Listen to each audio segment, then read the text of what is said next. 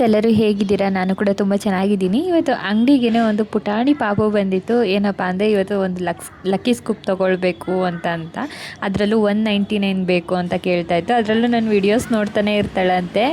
ಈಗ ಇವ್ರಿಗೆ 199ಅಲ್ಲಿ ಏನೇನು ಬರುತ್ತೆ ಅಂತ ನೋಡೋಣ. ಹಾಗೆ ಅದಕ್ಕೆ ತುಂಬ ಖುಷಿನೇ ಆಯಿತು, ಯಾಕಂದರೆ ಒಂದು ಸ್ಕೂಪಲ್ಲಿ ಸುಮಾರು ಐಟಮೇ ಸಿಕ್ತು. ಅದಕ್ಕಂತೂ ಕೊರಿಯನ್ ಸೋಪ್ಗೋಸ್ಕರನೇ ಬಂದಿರೋದು.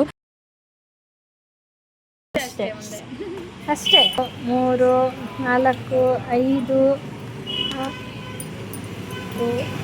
7 8 9 10 ಐಟಮ್ ಬಂದೈತೆ. ಕ್ರಿಸ್ಟಿನಾ